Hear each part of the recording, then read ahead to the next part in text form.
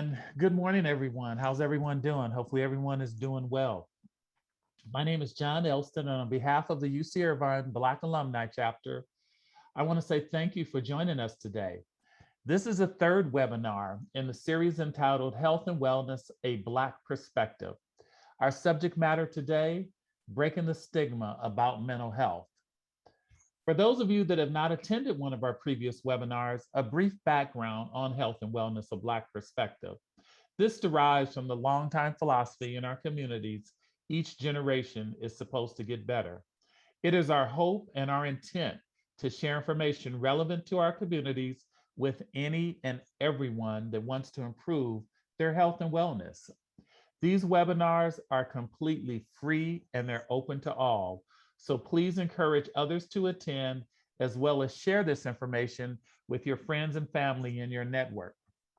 These webinars are taught by UC Irvine Black alumni. A little bit about the Black alumni.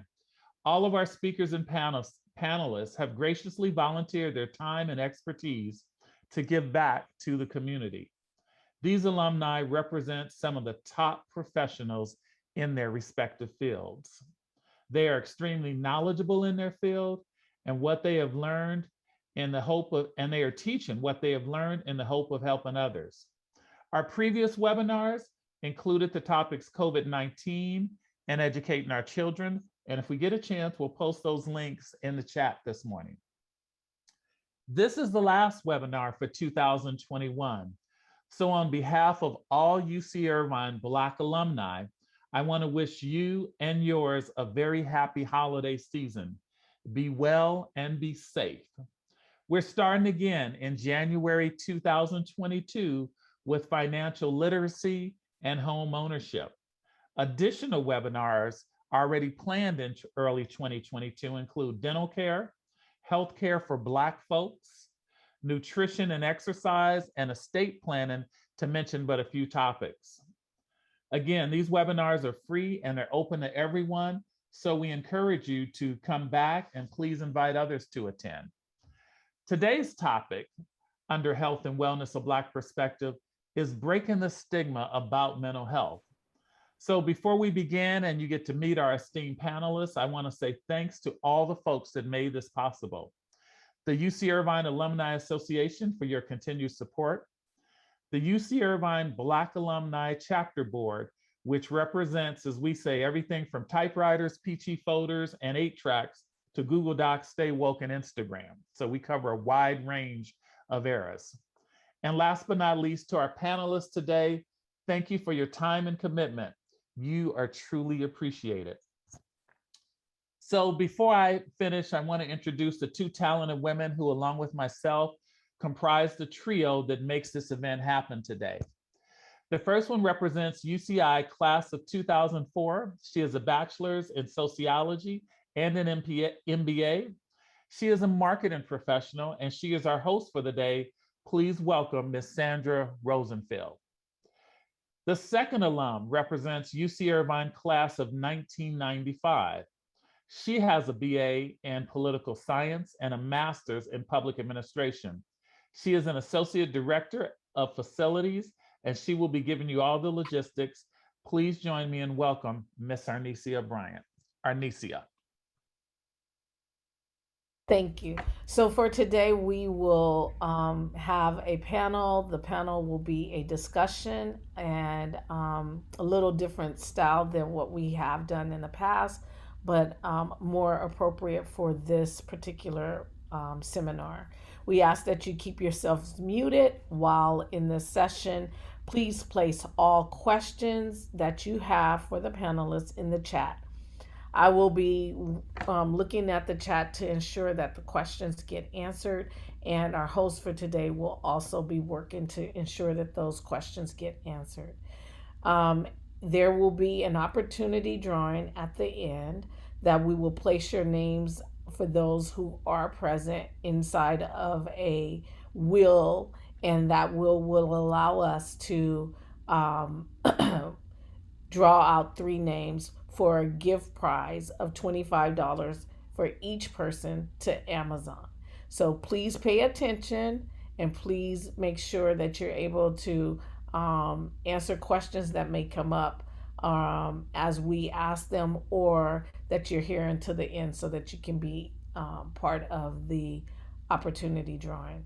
With that being said and done, I would also like to pass this back to John so that he can introduce your host for today. Okay, and again, our host for today is a very talented young lady. She comprises a trio that makes this happen.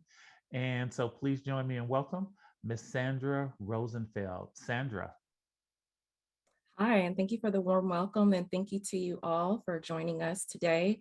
We know you could be anywhere else, but you are joining us here for this very important conversation. And our hope is that you take away some learnings and take away not only learnings, but able to apply that to your life or share that with your colleagues, your friends, and your loved ones. So with that said, before we continue any further, what I would like to do is read a disclaimer to you. So with that said, the information presented in today's event is provided for general information purposes only and does not constitute legal or other professional advice on any subject matter. UCI Alumni Association, the Black Alumni Chapter, and our webinar panelists do not accept any responsibility for any loss which may arise from reliance on information presented in today's event. Some of the links shared during this webinar may lead to websites operated and maintained by third parties. We are providing these links solely as a convenience, and the presence of such links do not imply any responsibility for the linked site or an endorsement of the linked site, its operator, or its contents. So to sum that up, this is all just for us to provide you the information you need so you can continue to learn and do your own research and determine what information will be most useful to you as you carry on with yourself. So without further ado, as we think about breaking the stigmas about mental health, taking a step back and just thinking about how when we're dealing with life's challenges, we all have to find positive ways to cope with stress and sometimes take steps to heal our minds. And that directly relates to mental health. So with that, our mental health is just as important as our physical health. However, as we all know, sometimes we don't all treat that the same. So one stat I will share with you is that according to the World Health Organization, 1 in 4 people will struggle with mental illness at some point during their lives. In the African American community, mental health issues are often compounded by psychological stress of systemic racism. According to the US Department of Health and Human Services, they reported that African American adults are 20% more likely to report serious psychological distress than compared to the general population. What's more, seeking mental health care is stigmatized within the many Black communities. 1 in 3 African Americans who struggle with mental health issues will receive appropriate treatment. So meaning that the rest of that population, the rest of the group will not receive treatment at some point in their lives.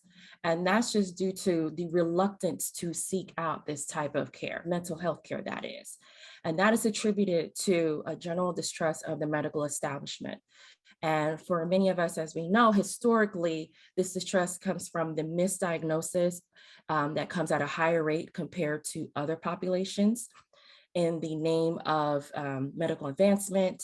And sometimes, in some cases, there has been exploitation by the government. But at the same time, seeking mental health care is often viewed as a weakness by many African Americans, running counter to the survivalist mentality born from systemic oppression and chronic racism. So destigmatizing mental health care within the Black community is going to require a shift of harmful narratives in the media and removing systemic hurdles to access. So with that, as we've seen over, especially within the last few years, we've noticed how a lot of celebrities have used their platform, used their fame to really talk about mental health. and just really showing how that from their own experiences, how we should be more comfortable in talking about this and seeking out the appropriate care. So as you all can see on the screen, I'm sharing just a few of many celebrities that have stepped up to that. So as you can see, Simone Biles and Naomi Osaka, they took a break from their respective sports in the middle of their competitive seasons to care for their mental health. And you'll also see on the screen a picture of Brandon Marshall, 13-year NFL career, 6-time Pro Bowler. He was very vocal in sharing about his diagnosis of borderline personality disorder. And he has now become an outspoken mental health advocate in sports. And he is actually in the process of developing a show to continue that conversation about mental health care within the sports world. You have Jay-Z, who's been very vocal about advocating for mental health resources in public schools. So that way children learn how to navigate that and how to be able to learn the language to speak to the type of support they need when it comes to their mental health. And you have Charlamagne the God, the radio host, who has been very vocal about people seeking out therapy when necessary. And last, but certainly not least, we have Taraji P. Henson, who testified before Congress in 2019 about the need for mental health counselors in the Black community. And she has used that time during her speech, during her testimony, to share that she not only is suffering from depression and anxiety, but also shared that she wants to use her fame, use her celebrity to really push the narrative, to really bring positive awareness to mental health care. So as I said, these are just a few of the celebrities that have used their platforms to really push the conversation towards a positive view about mental health care. So with that, I'd like to turn it over to our distinguished panel, who's going to help us continue that conversation about mental health care, and not only help us define it, understand what are the facts when it comes to mental health care, but then also just figuring out what are some of the ways that we can not only help ourselves, but help our loved ones, and we can live happy and healthy lives. So without further ado, we have our distinguished panel, and I will briefly introduce them. While I'm doing that, I encourage you to click on one of the links that was shared earlier within the chat that shows some of their accomplishments, their achievements, their professional background. I encourage you to read their bios because we won't be reading that during this presentation, but I encourage you to read that as I make these introductions. So we have Lori Brody joining us from the Loma Linda Veterans Affairs. We also have Robert Brody from Patton State Hospital. We have Courtney Hughes, who works in counseling and psych services from Cal State Sacramento. We also have Bedford Palmer II, a tenured associate professor from St. Mary's College. And last but certainly not least, we have Tracy Shaw. We're gonna get right into it. So I shared some of the stats around mental health care, around mental illness, and just to make sure that we're all on the same page, we're all on the same, have the same thinking, I want to turn it over first to Courtney. Courtney, can you just share with us, just to make sure we're all on the same page, how would you define mental health? What is that? Yes, thank you. And first to say welcome to everyone. It's great to see everybody. I'm so glad to be here, but I was thinking about this question and I will try to make it as succinct as possible, knowing that a lot of the questions, that we'll answer today will kind of cover this as well. But in general, when I think of mental health, right, you mentioned it earlier, Sandra, in terms of like the health of our mind, right? And how we, it impacts how we think, how we feel, how we relate with other people, right? I think if you kind of look it up online, it says, it's composed of our psychological, right, and our emotional, well-being. So again, how we're thinking, how we're feeling, it can impact the way that we deal with stress, of course. And I sometimes like to go a little further in that I really kind of look at people Very holistically, right? And so when I think of mental health, I'm not only just looking at like the psychological and emotional part, but I'm really looking at how, you know, physical health impacts mental health, right? How um, financial well-being, right, impacts someone's mental health, right? All of these different aspects of the person, spiritual, community, right, their environment. And so I think mental health is impacted, right, by so many different things, and affected, right, by so many different things that can be, you know, kind of impacting the person. And so personally for me, I look at it, yeah, very holistically, and I'm always looking at like the interconnecting parts, right? And so I encourage y'all to do that as well, right? As you're kind of thinking of, oh, I don't know, like, what's my mood today? How am I feeling? What's my mental health? Really looking at these other areas, right, as well. The last thing I'll say about it is that I think you have to be really intentional about caring for it, right? And you know, being aware, right? Checking in with ourselves and like really doing things to nurture, right? Like your mental health. So I think the intentionality is really, really, really important when we're talking about mental health as well. Thanks for that. I think that was really helpful to hear how, when it comes to mental health, when you're having sort of the different experiences that affect your mental health, it can come from different areas within your life. So it's very important that you are intentional and that you're conscious of that.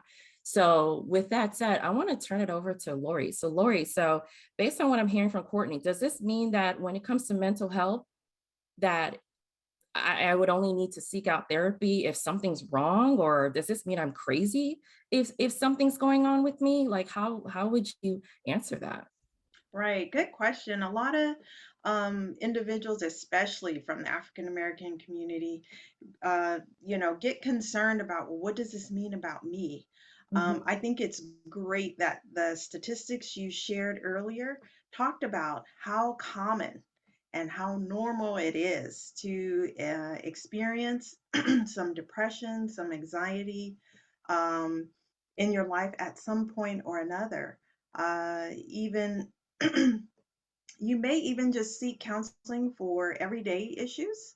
It doesn't necessarily have to be that you're extremely, depressed or extremely anxious. Another thing that was mentioned is that within the African American community, we have a additional set of stressors that I think will make that 1 in 4 statistic a little bit higher for us. As African American women, we have unique struggles. For African American men, they have their own set of struggles. And then for our children, they also have a set of struggles that is very unique to the general population, but also increases the level of stress and distress that we experience. So I think the point about normalizing the need for mental health is very important. Normalizing the fact that uh, you or a friend or a family member is likely going to need some mental health treatment at some point in their life. Thank you for that. That's helpful to know. And in just thinking about, okay, so I heard from Courtney, heard from Lori, and you're saying that, hey, you're pretty much saying it's okay to think about your mental health, and it's becoming more acceptable to talk about it. So now that I know that, okay, you're not crazy if you're talking about it or you're concerned about it. And so it doesn't necessarily mean that something's wrong with you or that you're sick, but it's just more of just being conscious that you may need to just talk to someone to think things through. So that's good to know. And so I'll turn it over to Robert. So Robert, so I'll be honest with you, for some folks, when it comes to therapy, they may be thinking, okay, you're saying I should go to a therapist, but I don't feel comfortable telling the therapist all my business, right? Why should I go to them when I can just talk to my soror, right? Or when I can just talk to my pastor, my bishop, or my faith leader? Or, you know what, I can just, talk to my parents. Like, why would I do that? Why would I go to a therapist when I can go to anybody that's within my circle, my network, and just talk to them about my problems. I'm already doing that now. Well, I mean, that's common, and that's an excellent point. And it is good to have those outlets. I mean, one of the things that we do in therapy is try and help people build their support group and their network. And you want to have a positive outlet.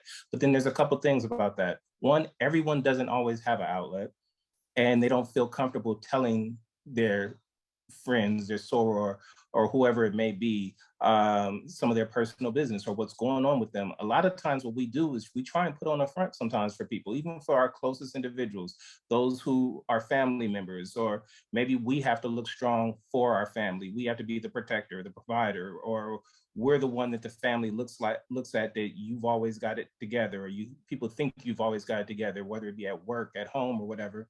So you need to find a place that's just for you. Because often when we're talking to family and friends, yes, that's a huge support. And I definitely advocate people to have those outlets. But one thing about therapy is just for you. That's someone who is focusing on you, your concerns, your well-being, and how you interact within your peer group and your circle and how well you're doing. The other thing is there are a lot of people who can provide what we call, say, supportive counseling. They can cheerlead for you. Some people maybe just tell you what you want to hear, like, you know what, you're perfect, everything is going great. The thing about therapy, the definition is therapy is one who helps to bring about change. And so when you come to therapy, what we do is try and identify what is your concern, why are you here, what's going on in your life, and how is it that we can bring about a positive change in your life to help you progress and better deal with whatever the circumstances there are. So we're using specific techniques and strategies to help bring about a particular change in you. And these are some things that while other friends can be super supportive, they're not for providing that specific change. So I really appreciate that answer. And you know what? I actually wrote down the part where you say we sometimes put on a front for the people in our network. And it's so true. Because just think about how when we're on Instagram, right? We only show the highlight reel when things are going well, right? And we do that when we have our conversations with our families and friends. And when they're like, hey, how are you doing? And you're like, hey, everything's great. I'm good. Life is good. But then in actuality, that may not be the case.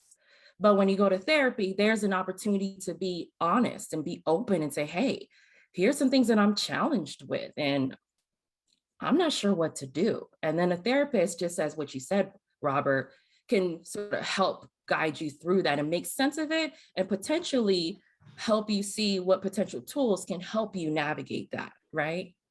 and that's one of the concerns about social media is everything looks positive. You post your happy moments. There's some people who post when they're not doing well, but a lot of times we just see the trips, we see the people hanging out, and sometimes it causes you to think, well, I'm not hanging out like that, or I wish I could do that. Everybody else's life looks better, and it's giving a false impression.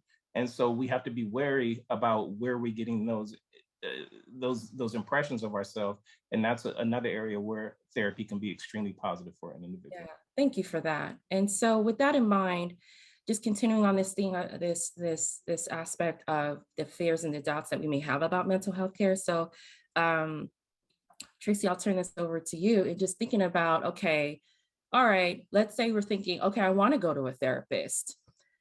I heard that it can be expensive, and I don't know if I really want to pay for all that or if I can even afford it. So can you talk us through that? Absolutely. And I appreciate the opportunity to share, and it's an honor to be on a panel with such distinguished panelists. I think one thing it's important to share is the reality that there's counseling services at a variety of levels. We have low-cost facilities in our communities and some no-cost facilities in our area. If individuals are working, they can certainly use their insurances. And if they decide to use their insurance, what they have to know is that that information that is shared is private and held confidentially, as well as there's some companies that also offer employee assistant program sessions. And so those are a minimum of anywhere from 6 to 8 sessions. So there's a whole host of counseling services within our communities. In addition to low-cost facilities, many of our churches or organizations that we are a part of are offering counseling services. And so I think it's important to recognize just our history within this country, our history of racism, oppression, and discrimination, and why that is so critically important to seek out support when needed. Thank you, Tracy. I think I agree with you. I think it's very important that we seek out the help and the support when we need it, and we especially do it as early as possible, and we don't wait when things get very challenging or even potentially life-threatening, right? So I agree, it is very important that we do that early. And so I'd like to pivot the conversation a little bit away from fears, doubts, and the sort of the stereotypes that come with mental health. And really now let's talk about the benefits of therapy. And now we're addressing it and we're seeking it out. And so I'd like to turn it over to Bedford, turn it over to you. And so here we are, we have that understanding of mental health. We've already discussed the myths, the fears, and all of that. And so let's say, okay, here we are, we're interested, we're looking for a therapist. Would you say it's necessarily, do we necessarily need to find a Black therapist, or can we pretty much just go to anyone? What would you share? How would you share or discuss your thoughts around that?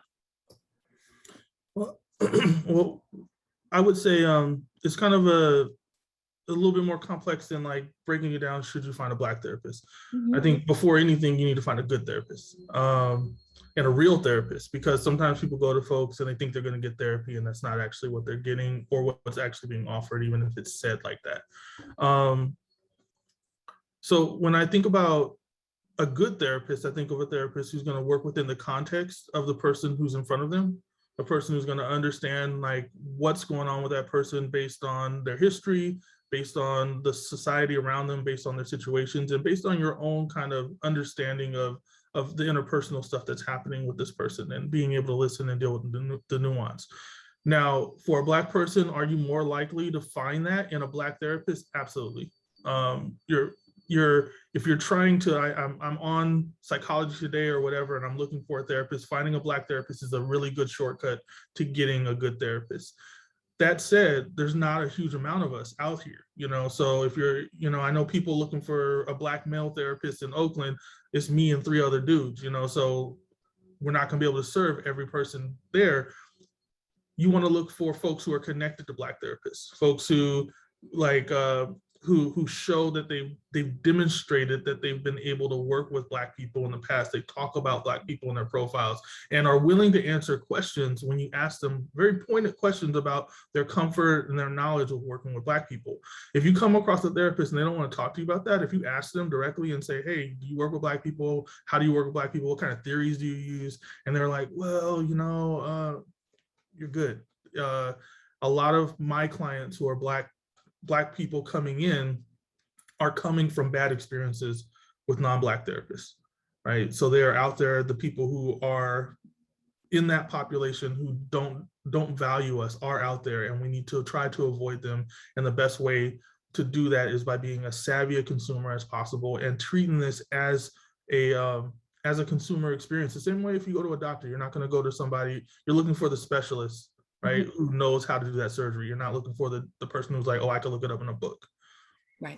Right. I think I appreciate you sharing that. The part where you said about being a savvy consumer when looking for a therapist, looking for that support, looking for that care. I think that is very important. I think that for some folks, when they're thinking about looking for a therapist, they may be naturally thinking for themselves. They're thinking, well, I want to go to someone who looks like me because I don't want to have to explain what a microaggression is. I don't want to have to explain those things. And if I talk to a Black person, they may get me. If I'm being seen by an African-American therapist, they understand the nuances that are sometimes direct or indirect in how I have my relationships at work or outside of work or at home. They understand me. And so I appreciate you sharing that just in looking out at all of the therapists that are available within your respective regions or wherever you are, you may be able to find non-Black therapists who can support you. So I appreciate you sharing that. And so with that said, I'm going to pivot over to Courtney. And so as we just discussed with Bedford and just thinking about how to be that consumer that is really savvy when looking for a therapist, how would you suggest someone go about asking questions? Like what kind of questions to ask, or how do you screen for the right credentials? Because there are a lot of people out here who say, hey, I'm a therapist, or hey, I can help you. We've all seen it, especially in social media, right? They have a really nice social media page. They have a really nice website. And so how do we make sure that we are screening for correctly and that we are seeing someone who's reputable? Yes, absolutely. You know, I was just putting in the chat after Bedford, or while Bedford was speaking, and I am going to put these here. These questions are, I have encouraged clients who I'm referring, right, to kind of utilize. They're taken directly from the National Alliance of Mental Illness, so NAMI. But these are some really great questions, like regarding just like cultural, like responsiveness, right? And like how folks, some of the questions I think that Bedford you were kind of saying, but, you know, to be able to ask folks, right? And, you know, asking Black therapists and non-Black therapists, right? Because some of these questions just around, like I said, I don't know necessarily competence, but kind of competence, right? And kind of working with, you know, Black individuals. And so these are questions that you can ask folks, right? And many people, you know, when you are first seeking out a therapist, they have, you know, a consultation, right? And so it's this first chance for you to really just get to talk to them, right? For them to be able to talk to you about, you know, what's going on, what you're needing, getting a sense of the therapist, they're getting a sense of you right before you actually, you know, commit to therapy. And so I think that those initial kind of conversations are helpful, right? To kind of be able to ask, right? Kind of get to know, you know, who they are, right? And if, you know, if you feel like they'll be able to assist you and support you. But I think these questions are really helpful. Of course, in terms of like academic credentials, right? Like most folks should be telling you that right off the bat, right away, in terms of, you know, licensure and things like that. But I think in terms of more kind of like cultural competence, these are some, you know, good questions to be able to ask, folks. Yeah, thank you for that. I appreciate that explanation. I think that's really, especially with the questions that you shared in the chat, I think that's going to be very helpful to people. I think it'll empower folks as they are seeking out therapists for the first time, being able to know what questions to ask, and then from there determining, okay, I feel good making this decision whether to go with this therapist and continue that conversation with them. So thank you for that. And so with that, I'm going to pivot over to Tracy. Just kind of touching on something that Bedford mentioned a moment ago, but I'd like to ask you, is the question around coaching and therapy, right? And I know that in your in the work that you've done in the past, you've worked with athletes, right? Mm-hmm. Where here they are, they're working with professional coaches, they're at peak performance, and here they are, they're also seeking out therapy. And so just for the general consumer, we are seeing coaches, we see life coaches, we see business coaches, and we also see therapists. So sometimes that seems to be muddled. It seems to be also confusing at the same time. So it's like, how do we know which one to go to and which one do we go to? And also just to add to that, and I like to point out the athletic part of it, because for some of us, I'll include myself, we tend to have like that athletic mindset because we were former athletes. And I know for some of us, me included, our glory days are well behind us, but nonetheless, we still have that mindset, right? So with that said, how do we know, like, when is it time to go to a coach or go to the therapist? And what's the difference between the two? Absolutely. And I think it's confusing because that's the way the public wants it to be in regards to confusing. I think how you distinguish the differences, that you cannot call yourself a psychologist unless you are licensed by the state that you are currently residing in or providing services. So that's the first difference there, that people may call themselves therapists, but they cannot be considered psychologists or licensed social workers or licensed marriage and family counselors unless they are licensed by the state that they're practicing. So that's a real distinguished differences there. And oftentimes life coaches are not qualified to provide the therapy that we provide as licensed psychologists. It's different education, it's different practices. And one thing that I think Bedford shared earlier, if I'm not mistaken, that psychologists and psychology work toward bringing about change. And that's the distinguishing differences between life coaches or motivationalists and psychologists or social workers or licensed marriage and family therapists. We really work to bring about change in the individual lives. And what we certainly know post-pandemic, in the pandemic, so many folks have experienced excessive anxiety, expressed excessive depression, and it has caused some very destructive either behaviors or ways of functioning or coping. And that's why I think this presentation is so critically important, is recognizing that there are trained and licensed individuals. But more importantly, I would also want to say that just because that first therapist that you have decided or chosen for yourself doesn't work out, don't stop there, especially when you know that you are in need of services.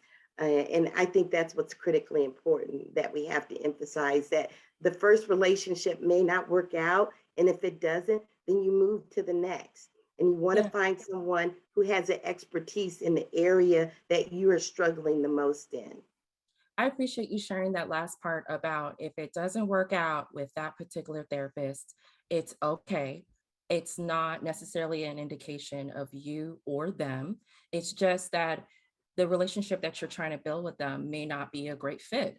And so it's okay. Just move on to the next person. Don't just write it off and think, well, you know what? I did not enjoy that session. It didn't work. They didn't solve my problems. So forget it. This therapy thing is not for me. So I'm done with that. So I appreciate you sharing that part. So I had one thing about what she sure. just said.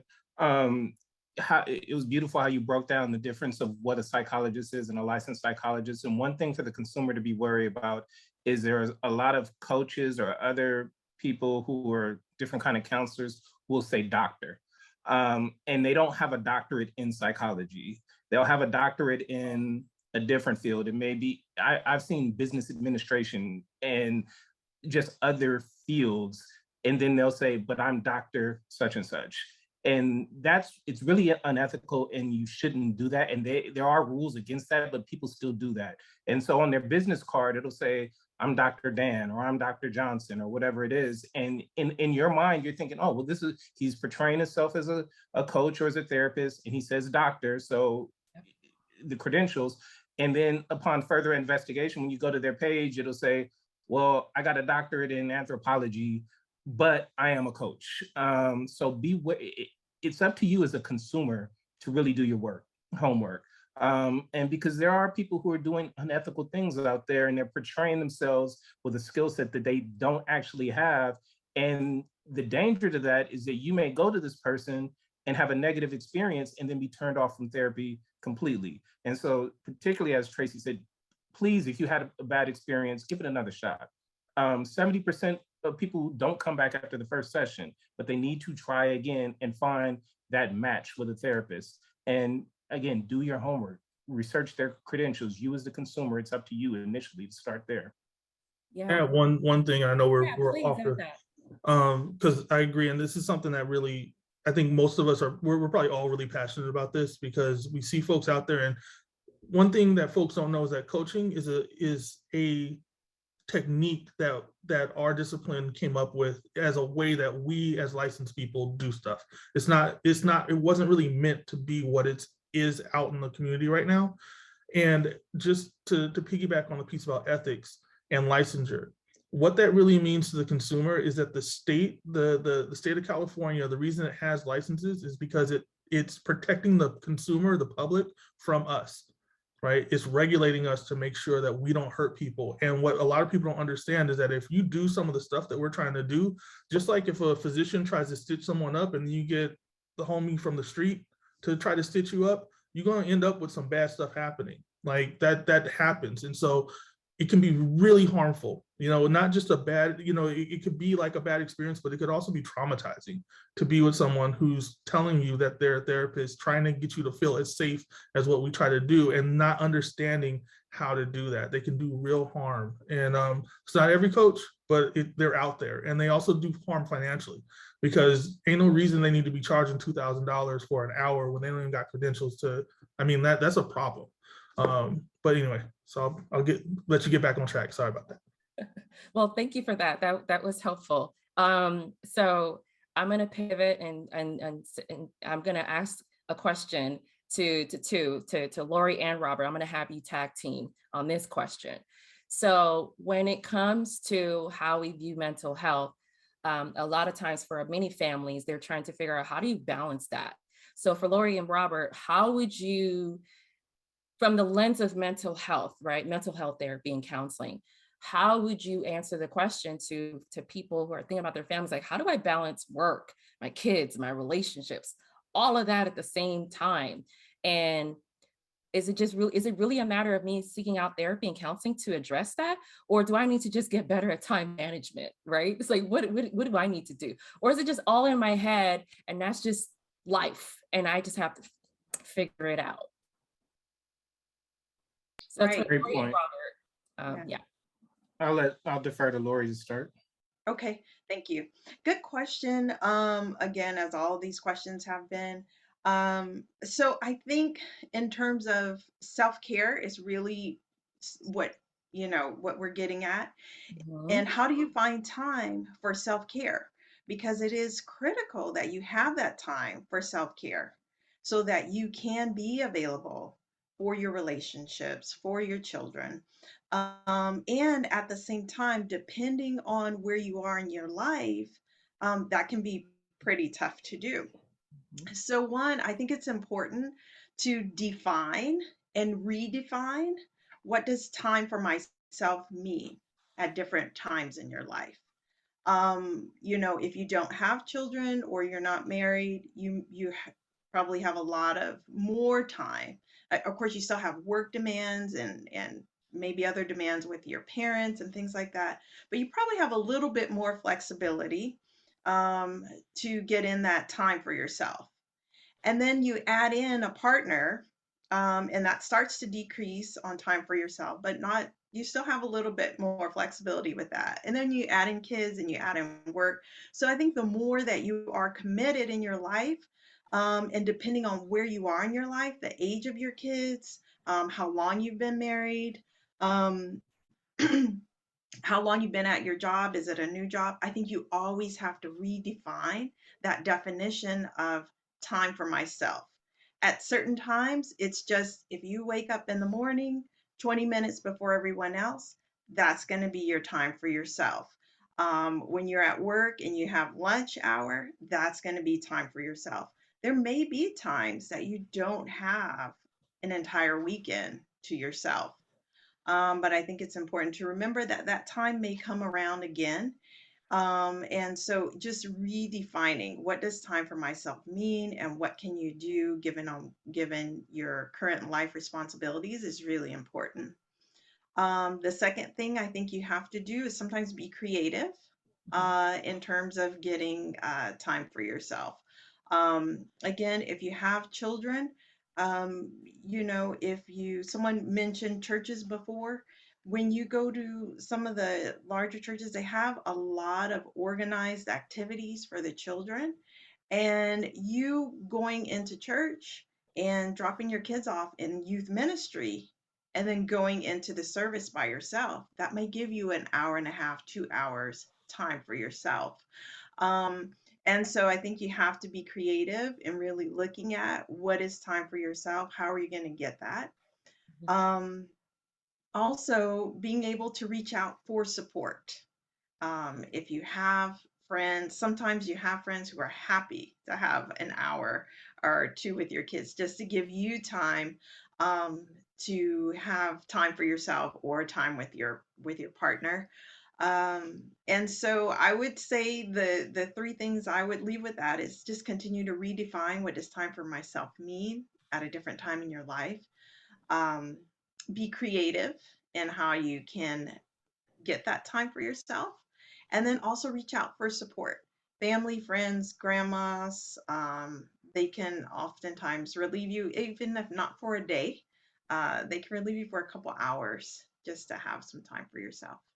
Yeah, I appreciate you sharing that response. And as I was hearing you say that, and I've been hearing that all this week, just the word being intentional about how you move and the things that you do to address your needs, and really just trying to figure out the best way to support you and your loved ones. So I appreciate you sharing, not only defining that, but really sharing concrete examples and ways that we can really help address our mental health through self-care. And what does that actually look like on a day-to-day?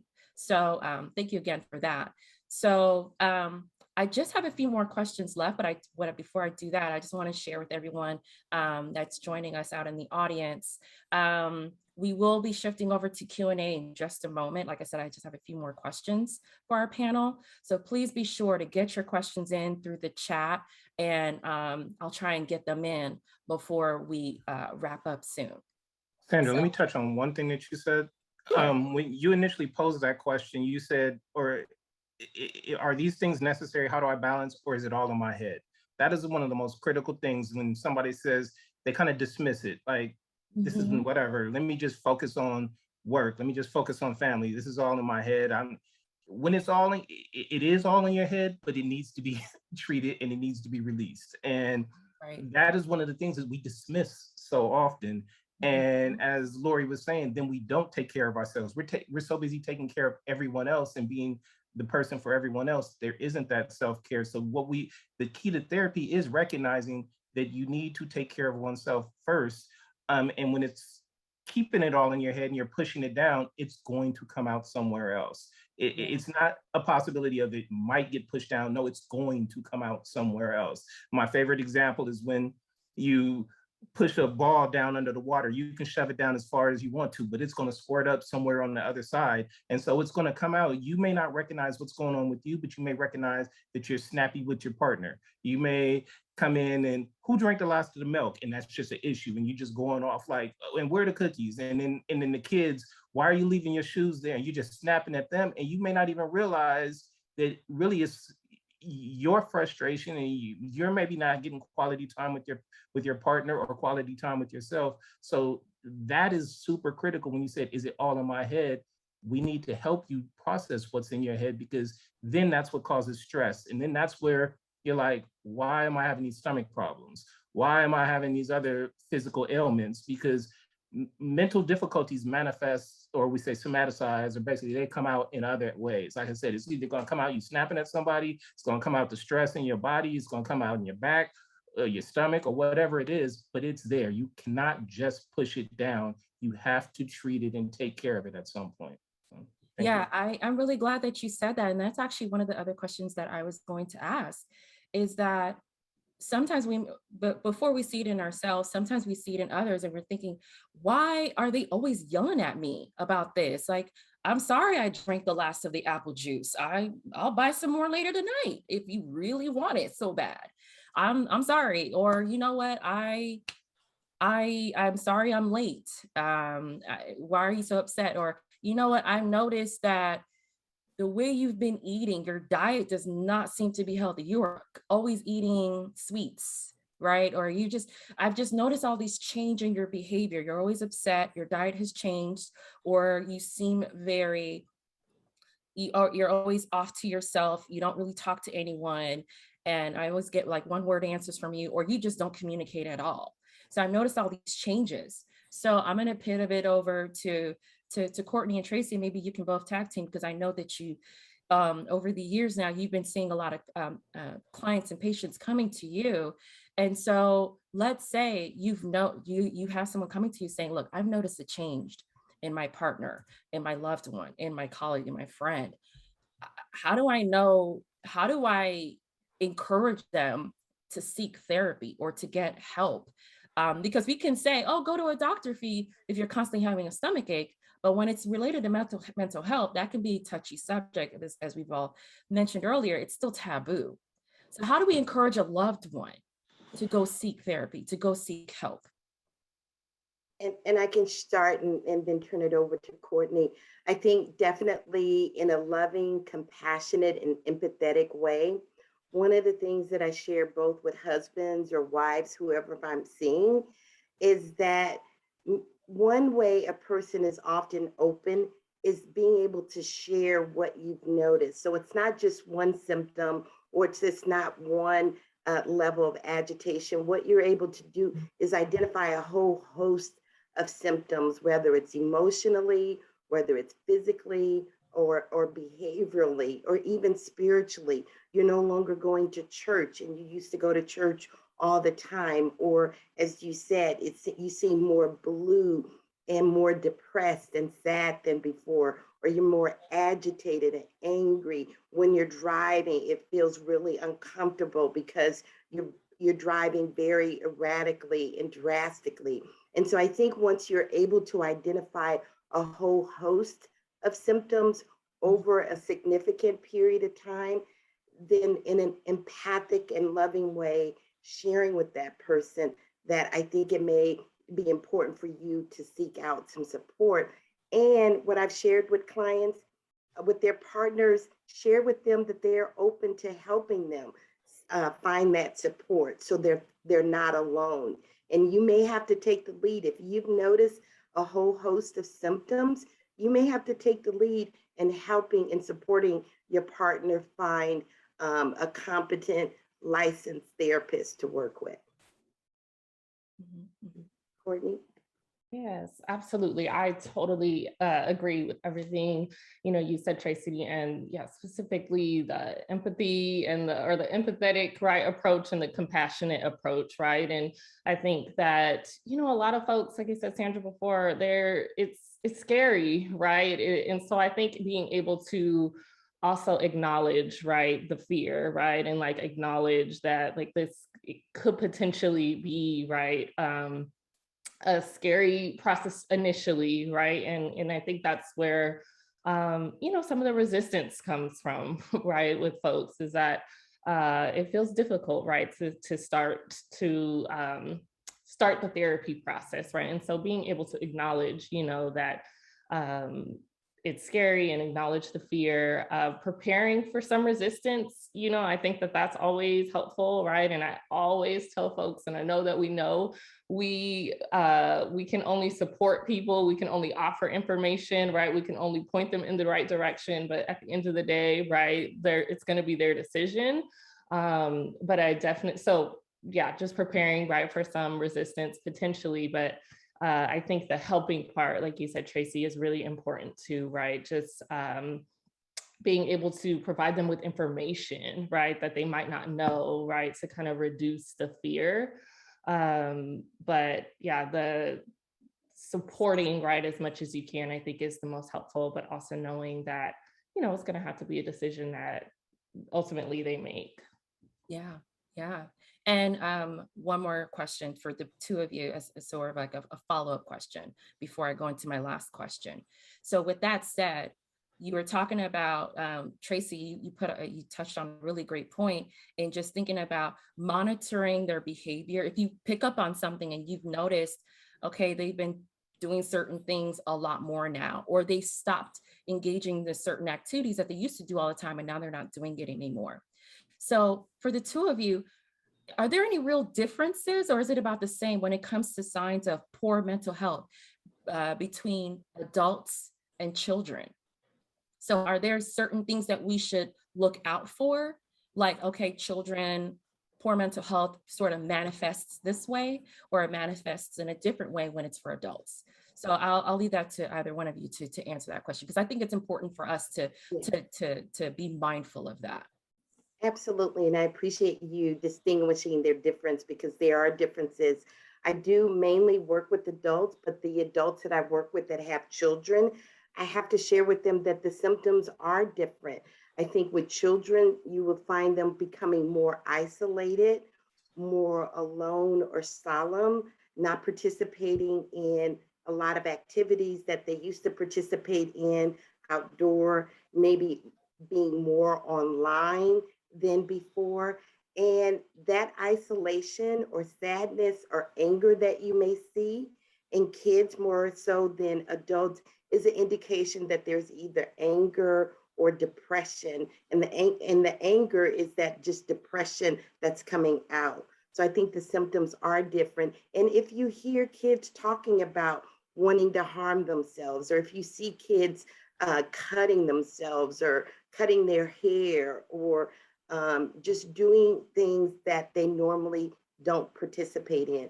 I think as Black folks, we have to keep it real, authentic, and 100. And that's what I do with my clients. I don't beat around the bush.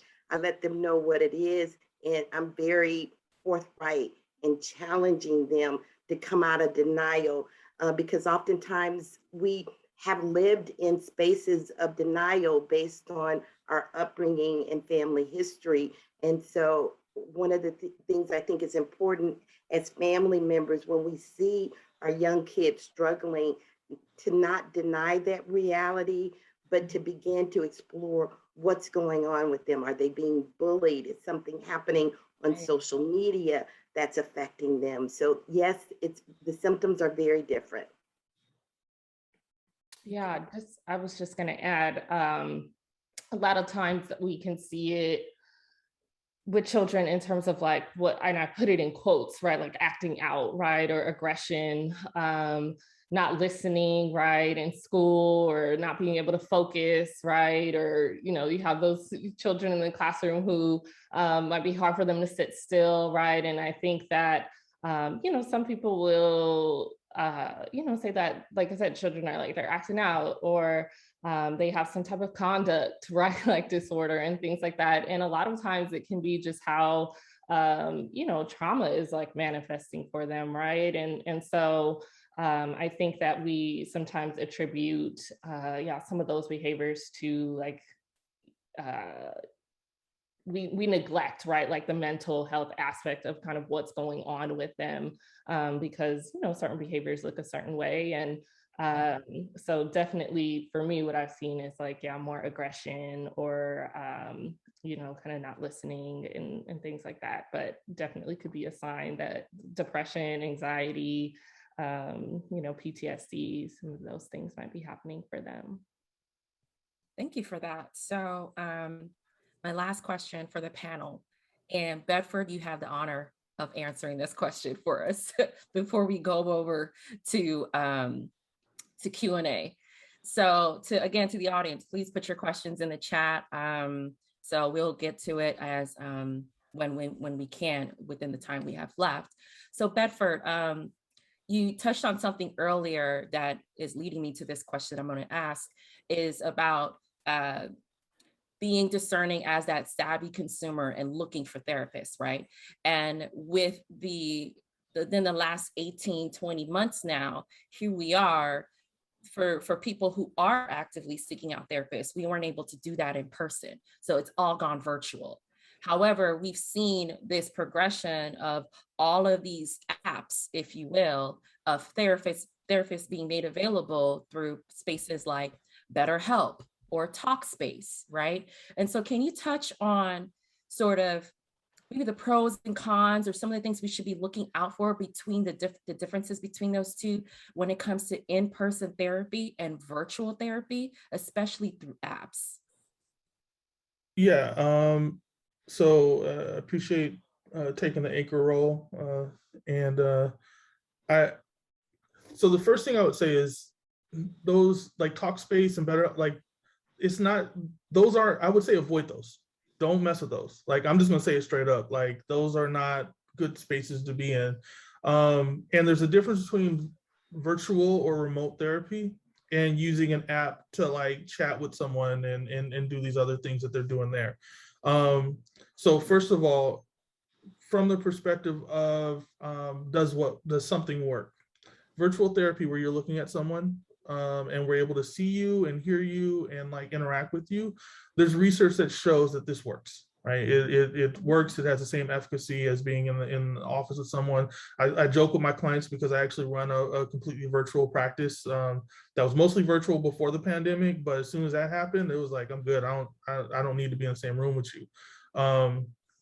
What I joke with my clients is like the real only difference, as long as we have good light and I can see your body and you can see my body, is that I don't have to smell your perfume. I don't have to smell your personal products and stuff. That's good for me. You know, I mean, it's a kind of thing that you don't talk about when you're in grad school, all these things that come into being in a close proximity with someone in a room. But and it also means that when you're sneezing and coughing and sniffling, I don't have to worry about it. And vice versa. Now, in terms of these apps, what's going on with those? And it's funny because I teach an ethics course I teach master's level counselors, and we talk about this a lot. These apps are not mental health services; they're tech communication services, right? And so, like, basically, you have a group of engineers who come together, engineers, PR people, and all this stuff, and say we want to disrupt mental health. And so, in disrupting mental health, they mean that they're going to somehow figure out how to do this better than the people who have been trained to do this. And Talkspace specifically, what they did is they came and they grabbed a bunch of therapists and they put them on this app, and they kind of just put it out there so anyone could have access. So whether you're in the same state, didn't matter.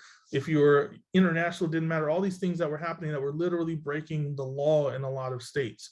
And from our perspective, what that did was it endangered all those therapists. And a lot of therapists lost licenses and all this stuff in the first iteration of that app. Now they have supervision and some other stuff to add to it. But the problem is that what we do isn't just talk to people. You're not supposed to be, I've seen these commercials, you're not supposed to be in the pool or in the jacuzzi talking to your therapist. That's not a therapeutic space to be in. We're not for that, you know? We're also not for just texting you anytime you want to. There's therapeutic approaches that do that, but they're very specific and for very specific people. We make boundaries. You know, it's like what Robert was saying. It's like our job is not to make you just feel better. Our job is to push you to change, right? That means that sometimes we have to push you into a space that does not feel good. And a lot of these apps are all about your convenience and about making you feel good in the moment and really causing dependence. And this is a big deal. If you know anything about the way that these tech organizations work, they want you to be on their stuff, right? They want you to be on the app. They want you to be using the app. They make it so that, you know, they put colors in it and sounds in it and use and track how much time you're looking at the app. You know, they're doing that with these services, and that's not what we're about. We get taught to not make people dependent upon us. That's like a really important ethical part, because it's easy. If I'm a person who's helping you, who's listening to you, empathetic with you and doing all these things, then you're going to want to spend time with me. And that means I can take your money. I can extract money over and over, week after week, after week, after week, forever, right? That's not helping you, right? So I'll try to wrap it up, but I think that it's important to, one, in the best way I can go back to, like, you know, the way my mom would say it, or the way family would say it, you know, you get what you pay for. If you're paying $30 to talk to somebody on chat, you are not getting the service that one of us can provide. And kind of going back to the whole cost of therapy piece, therapy costs what it does, you know, $150, $200, $250 an hour, whatever it might be, because of the expertise that someone's bringing in, right? And there's a reason for that. If you get it at $10 an hour, there's something going on there that doesn't match. Someone's not getting paid right. Or if someone's getting paid right, then you're not getting a service that's worth it. You said so many gems, just right then and there. I hope the audience took note of that. And I even took note of it because I think it's really important. And just to summarize, pretty much you're saying that when it comes to interacting with your therapist, it should really truly be a professional type of relationship, because they're there to help you to be a better person. They're not your friend, right? They're there to help you to be the best possible human being. And when it comes to your mental health, they're there to be there to support you and give you the not only the support, but the tools you need to help you get to help you reach your goals. And I think that's so key. And then just the other point that she made about you get what you pay for. So if you think that, oh, I don't want to pay that much to see them, I'd rather go over here and pay this very cheap rate per hour per text to interact with a therapist or a counselor, you get what you pay for. You're probably not getting the type of solutions, tools you really truly need to get down to the root of the issues or the problems or that you're experiencing.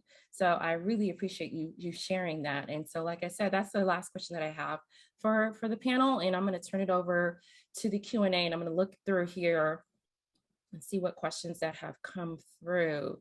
And while I'm doing that, again, folks, if you have a question, feel free to put it in right now.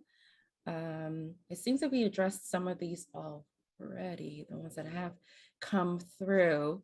So just in case there are any last minute questions that come through, so I'll just go ahead and just wrap it up. And I'll allow you all to just share just one last point with all of us that you want us to take away when it comes to mental health. So I'll start off with Robert, and anyone else, you can kind of just chime in as we go along. I think one of the last points, I know we had talked about maybe addressing COVID and telework, and like a lot of things are happening now for convenience, these Zoom meetings, working from home. You kind of got to know you and whether or not that's a good thing for you, because I'm more of a people person. And so, and they've granted me the ability to telework at my hospital. And, you know, when COVID was heavy, I telework, but it's also isolating. And you know, I'm one of those people who like walking through the halls, talking to people. That gives me life, that gives me energy, that helps me to be able to touch base with people. That drive to work, that whether it's 15 minutes to be alone in the car with the music or whatever you're doing, those are things that give me life. And I also need to be on a schedule. Like when I have to get up to go to work in the morning, that means I'm going to eat breakfast in the morning. That means I'm going to get on my schedule to exercise. When you're teleworking, you can pull that laptop up into the bed, roll over, log in. And so think about things, and whether just because something is offered to you doesn't mean it's always great for you.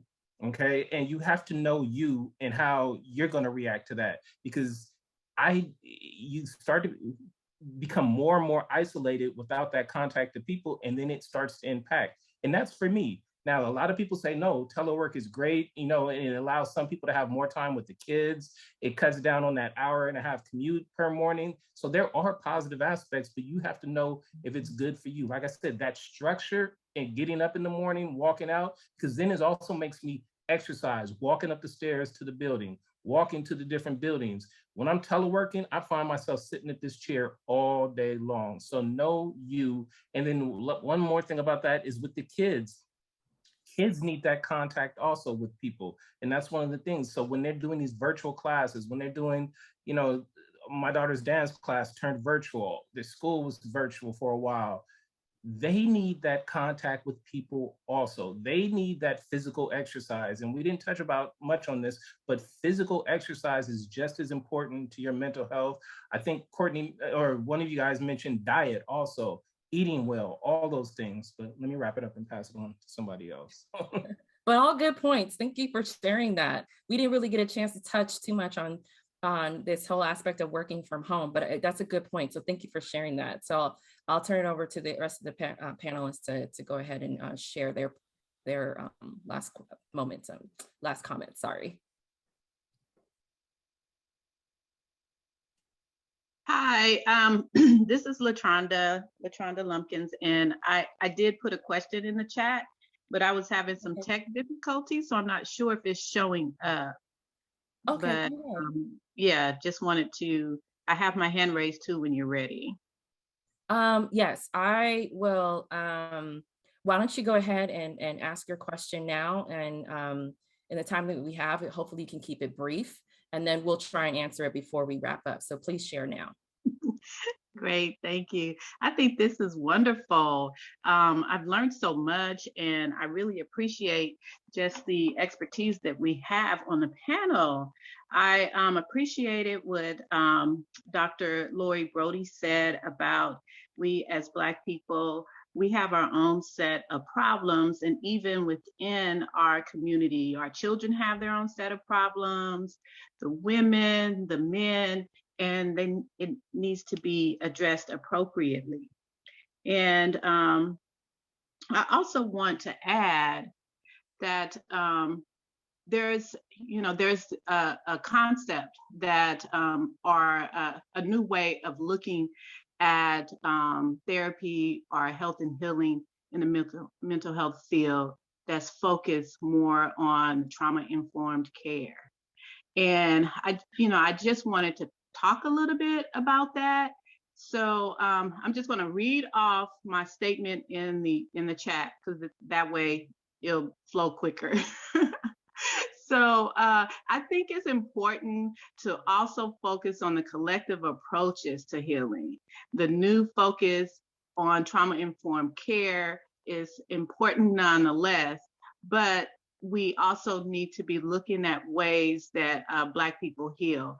We also want to address the importance of looking at trauma for Black folks as a collective experience. Example, racialized trauma and what we've just gone through in 2020, which requires a different approach. There are many African-centered approaches, such as the Ubuntu framework, which focuses on cultural psychology and community connectedness and our collective consciousness, because we as Black people have a collective identity. And so Ubuntu is the concept of I am because we are. So my question is, how do practitioners move away from Western psychology practices and evidence-based research, even though that evidence-based practices are helpful and important, but they're not always evident and useful for us? How do we move away from this evidence-based perspective to a more community-focused practice, or African-centered practices that speaks more to us as a people and our culture? Can I jump in there? Yeah, I just wanted to acknowledge, thank you for asking that question. And I apologize for missing it earlier, but I think that's a good question. So I was going to ask if anyone wants to answer, but Bedford, I'll let you go and go first. So I think that, how can I put this? So this is, as a person who's been, I don't know how everybody's been involved with ABPSI and Black psychology, but this is like something that's really important to me. I think that in the question, there doesn't have to be that dichotomy all the time. Evidence-based practice is just a way of looking at, does this work, right? And so I think the way that we should approach this is to say, to be fair and honest about the fact that African-centered and community-focused practices work. They are evidence-based, right? And so we don't have to be, I think we as practitioners and people who are consuming and coming in should be looking for therapists who are looking for evidence-based work, because that means that you know that it's working. You've seen it work in the past, as opposed to making stuff up as you go, right? But it can be focused from our community perspective. It can be focused from our values perspective. It can use our reality. So I'm a cognitive behavioral therapist primarily. The whole idea of cognitive behavioralism is that you're trying to work within people's realities, the way they think and what they've learned, right? And so if you use that and you put it from a European perspective and you only use European context, then it can be very harmful to Black people. But if you integrate an African-centered perspective and a mindset, and you work with the nuance, the person who's coming in, what the way that they express their culture from African-centered or a Black-centered or whatever they're kind of bringing in, then it can be really, really useful and really helpful. But it doesn't have to be at odds. I think that the best therapists, they integrate that work, because then it's more accessible. Because the other thing that we don't talk, that's important to understand when we're talking about African-centered work, is that if we go so far to the side, it feels really good. It feels like it's prideful, but then insurance doesn't cover it. And suddenly I can do the African-centered work, but now you got to come out of pocket. And so I think that we can integrate it so that it's more accessible and work for everyone. Thank you for that, Bedford. Yeah, thank Yeah. you. Thank you Yes, for that. please, Tracy, chime in. Right on. And I would just like to add to that, I think it's a comprehensive approach. I too, was developed from a cognitive behavioral and now incorporate emotions. But my bottom line is I'm a Black girl from Compton. And that's as culturally competent as you can possibly be, in my opinion. So one of the things that I think, not only do I provide that cultural perspective, but also recognize the heritage and the values and beliefs that we bring as an African-centered or African-American person. And I think that's what you have to balance with, yes, evidence-based, because you don't want someone that's not practicing any interventions that's not going to bring about change or challenging a person to be the best that they could be, or to bring about change in the community as well. And I would just like to say, as a final point, with all of my clients, I think one thing that's critically important is that we learn to affirm ourselves and learn to affirm who we are as individuals, and not feel as though through the social media, which is so false, that we have to look at ourselves through a lens that's not authentic and that's not real. And thank Yes, you again. yes, And yes. one last Yeah. critical point that I wanted to add about all of this is when you were talking about looking for different therapists, or even the things that LaTronda just brought up, you want someone who's skilled in your particular area that you need help in. We are not, as medical doctors have specialty areas, we as clinicians have specialty areas also. And when we're talking about match, it's important to find, if you want to find a Black therapist or a Black male therapist, as Bedford says, the first thing you want to do is find a good therapist, a skilled therapist who can help you. I don't do a whole lot of specific trauma work. So I can't treat everything that comes in the door. Okay, so I need to be able to tell you, no, I have a person who specializes in trauma, because trauma is a very particular area that they use specific strategies to bring about that change. Now it will be done, and I'm going to pump up my wife who had to leave, Dr. Lori Brody. She's a culturally competent psychologist. She's a Black woman from South Central who understands the background of Black people and Black women, but she's also skilled in trauma work. And so you have to know what your presenting issue is, and hopefully the therapist can guide you. If you just cold call me and then I start to ask you some questions and I realize, oh, this is a more of a trauma area, I should guide you towards someone who can help you.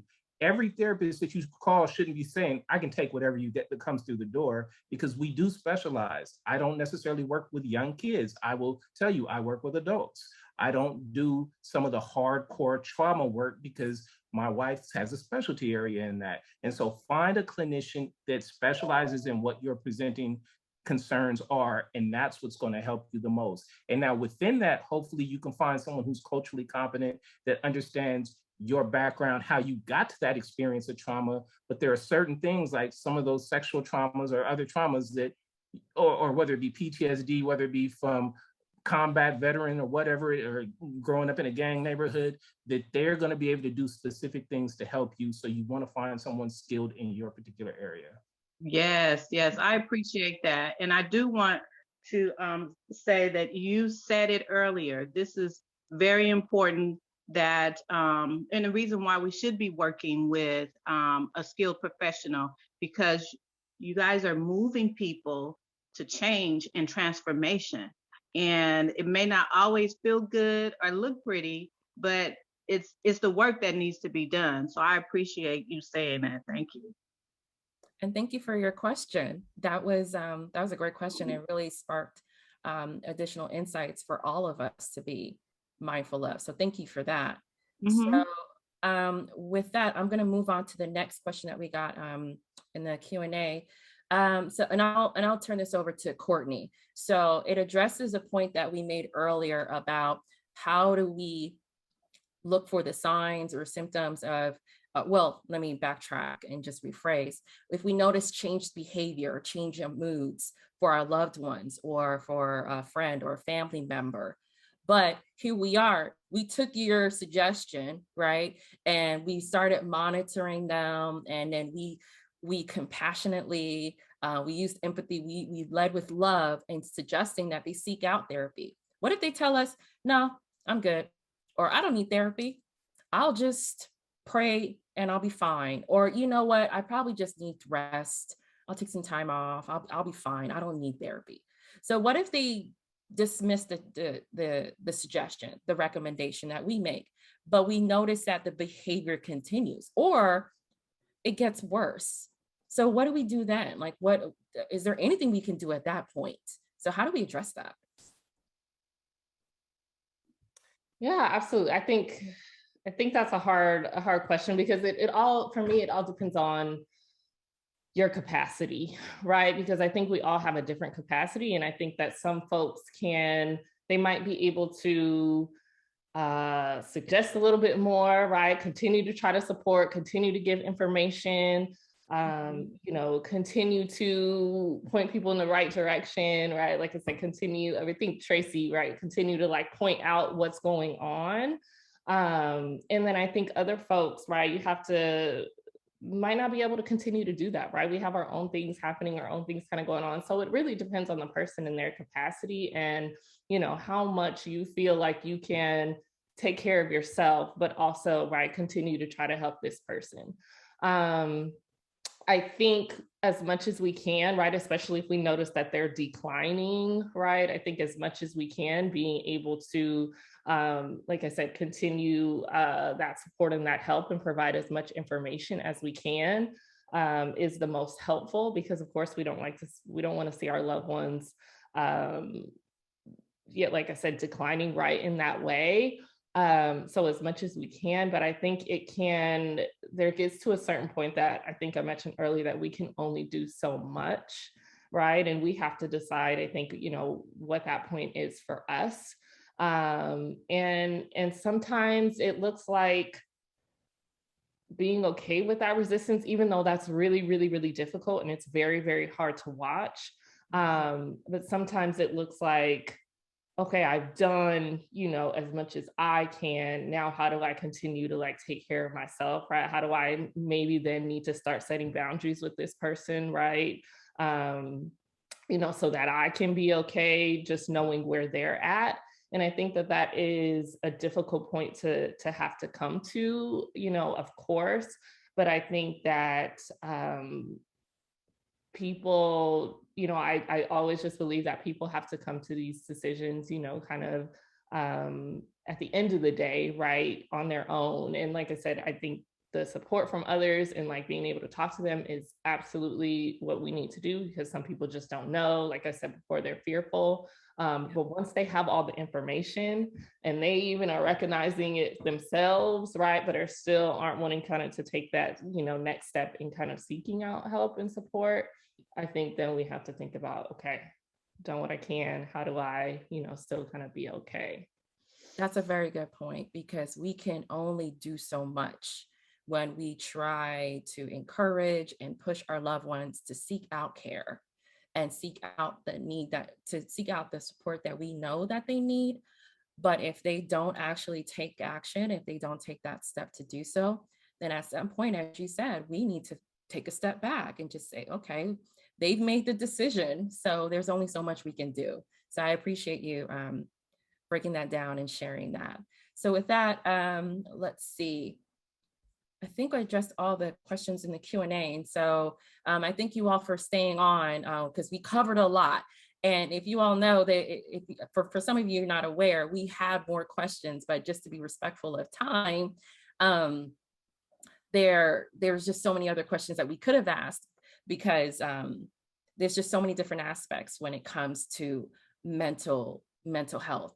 And so with that, I want to pivot back to the question that I posed to the panelists about sharing their final remarks. And I know, Robert, you've already done so. So I want to pivot to the rest of the panel to be able to share their final remarks at this time.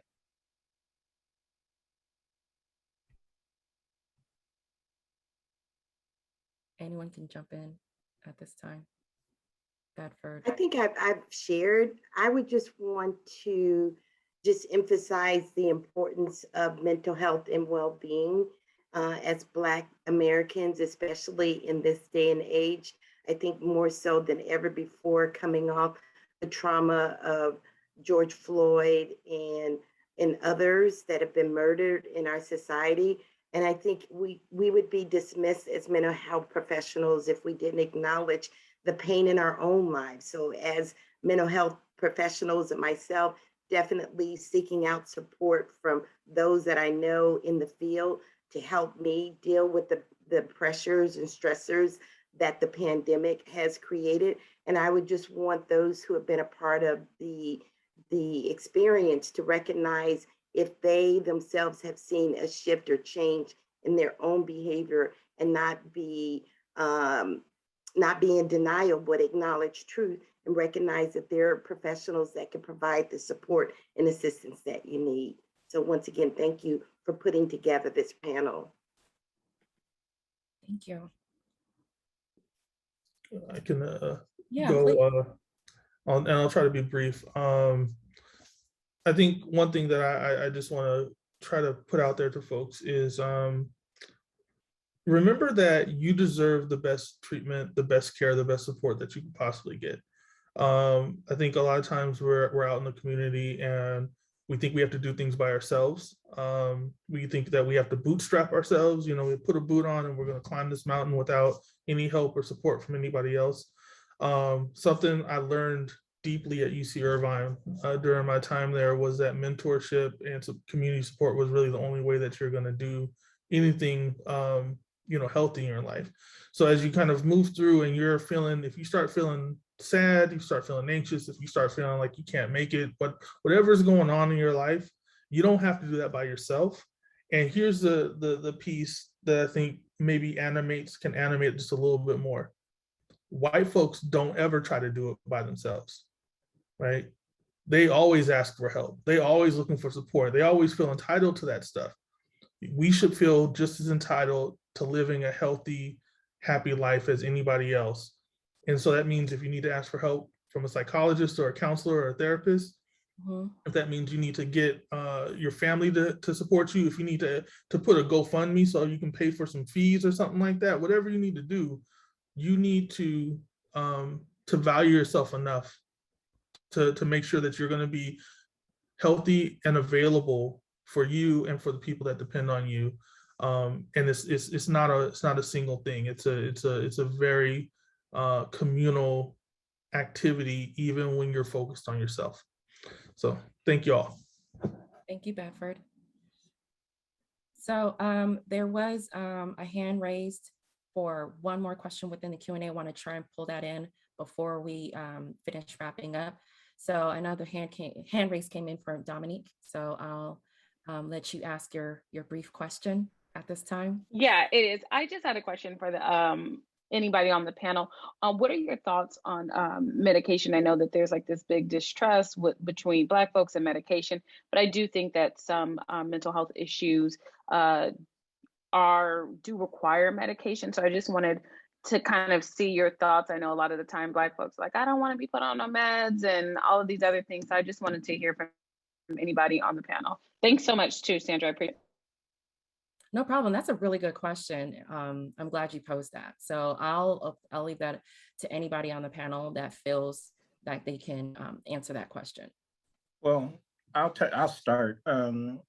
You know, there's definitely the concern that that we may be over-medicated or given medications that we don't need.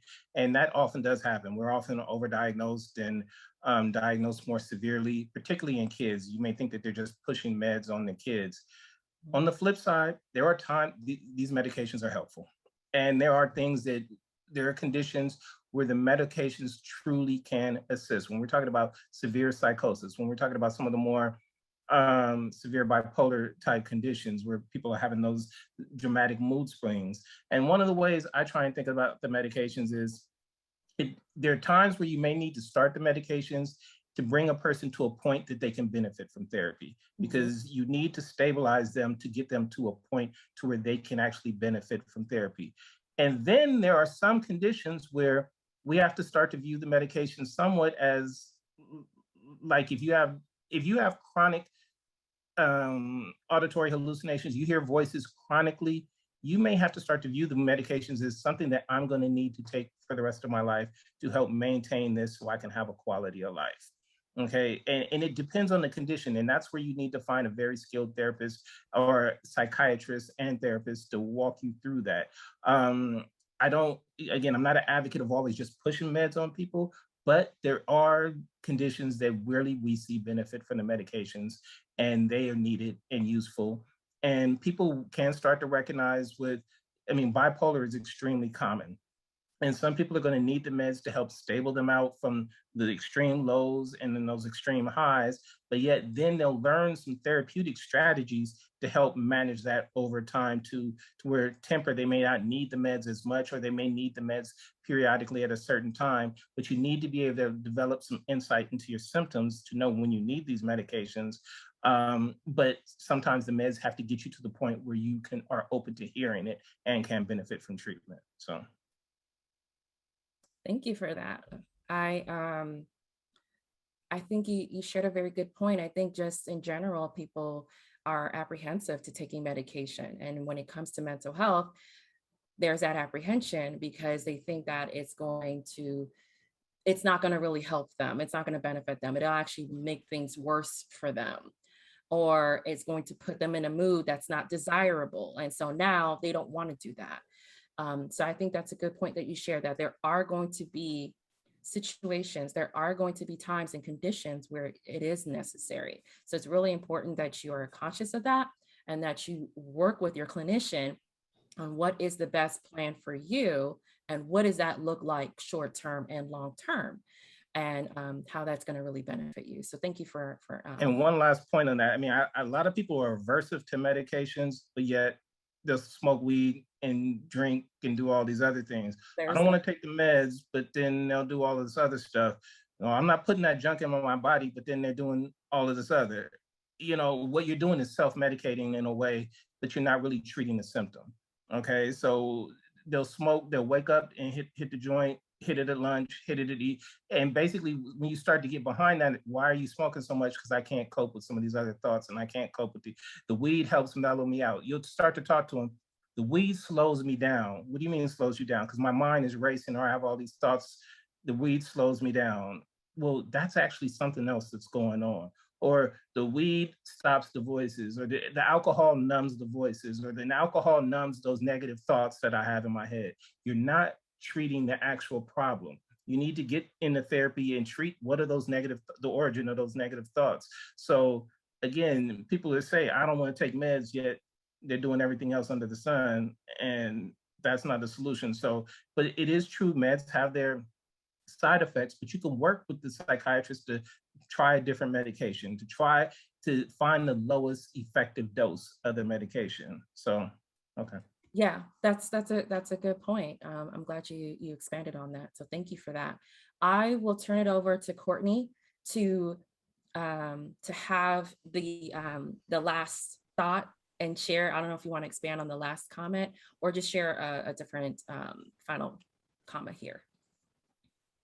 Yeah, I guess just a final comment word, just around, I talk so much just about self-compassion and like grace. And so just acknowledging that there's a lot happening to put it short, right? Like there's a lot going on individually for us, right? Collectively for us, historically, right? And so I think the self-compassion is so important. And so I talk to, like I said, a lot of folks that I work with just about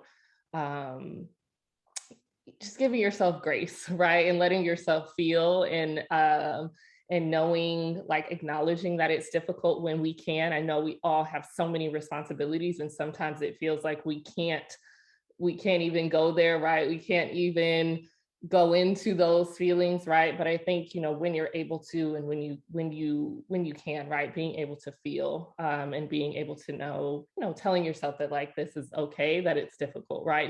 So just normalizing, you know, that there's a lot going on. And I think the self-care piece, I think Lori might have touched on it earlier. And I know a lot of times we see self-care as competing with our responsibilities, right? You know, if I do this, taken away from this, right? If I take care of myself in this area, then, you know, I might be lacking in this area. And I encourage folks to kind of switch that around, right? And looking at self-care as a compliment, right? Like it's something that's going to help you, right? To be able to do these other things. And so sometimes that can reduce the guilt that we have around it, right? And so, yeah, compassion and taking care of yourself, because it's tough. It's rough and it's tough. It is rough and it is tough. And I'm glad that you said, and I even wrote down the word you said, grace. We need to have not only grace for everyone else out there, just given everything that's happening in the world, dealing with the pandemic, dealing with all of these different factors, but just have grace for ourselves as we navigate all of the issues, all of the stressors that we're dealing with. And as we navigate therapy, especially for those that it's your first time, and this is something that you're trying to learn about or even potentially embracing and starting that journey, give yourself grace, pace it out for yourself, and just take your time, take it slow, do the research until you feel comfortable with the therapist that you may find, with the plan, with the conversations, with the recommendations that they make for you. As you're going down that journey, give yourself that grace, because at the end of it, you may find that you're able to address some of those issues that you have suppressed, or deal with the problems that are right in front of you and you just don't know what to do. So I'll just end it on that and just say, just remember just to have grace. So with that said, I encourage everyone that's in the audience, please use the reactions tab if you're able to, just show your appreciation for our panelists today. They dropped a lot of gems, and you're probably like me, just wrote down a lot of the information that they shared. So just applause and gratefulness to Tracy, to Robert, to Lori, to Courtney, to Bedford. Thank you so much for your time today. We've learned a lot. And like I said earlier, we just scratched the surface on this topic, but I encourage you to continue to do research, especially with the resources that we shared within the chat that you see right now. So definitely click on that and just continue to explore and learn and find what's the best for you and your loved ones. So with that said, I'll turn it over to Arnesia. Thank you again. Thank you to our wonderful host, Sandra, who did a marvelous job of navigating this discussion. And what we want to do now is go ahead and pick our winners.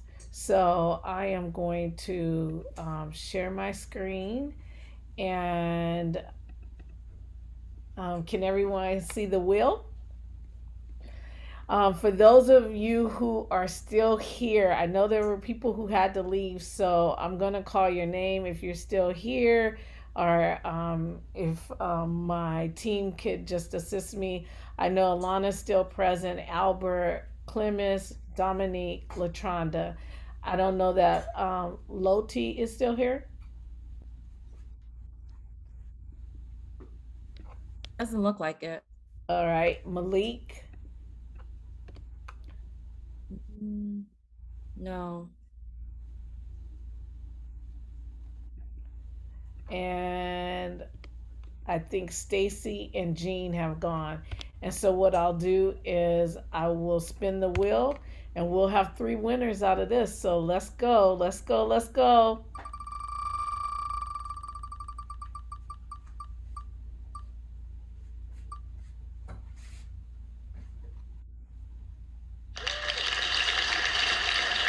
Alana Brody is a winner with a $25 gift certificate to Amazon. So Alana, if you could put your email address in the chat, that would be great.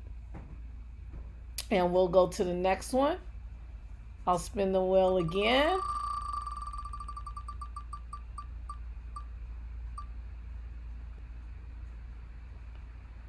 Dominique, it looks like Dominique Elston has won a $25 gift certificate to Amazon. So if you could put your email in the chat, and we need your email in order to send you the gift card.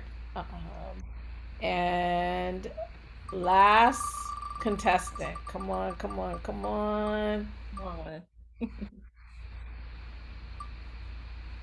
Ricardo Graham. If you could put your email in the chat, that will be helpful for us too. Again, we like to say thank you. These are just small tokens of our appreciation for you participating today. Again, thank you to our esteemed panel. You did drop some real gems, a wealth of knowledge, and we appreciate you for all that you have done. So I will turn it back over to Sandra and or John, and we'll go from there. Well, I think everyone has said plenty of thank yous. And again, we want to say thank you on behalf of the board for being here today. And panel, phenomenal job. Thank you. And excuse me, phenomenal job doesn't do justice to what you guys have done, but you guys have shared a lot of information. And again, it's truly appreciated. So with that, I think that's it. We want to, again, wish everyone a happy holiday. We'll be back here in January. Our email is posted. Please email us. This will be recorded and you will, or is being recorded, excuse me, and you will receive a copy of it. So with that, panelists, I think we're going to go to the chat room, Arnicia, just for a few minutes, and board members, and to wrap up for a few minutes, and then that's it. Thank you again, everyone. Have a wonderful holiday, a safe holiday, and we will see you next year. Thank you.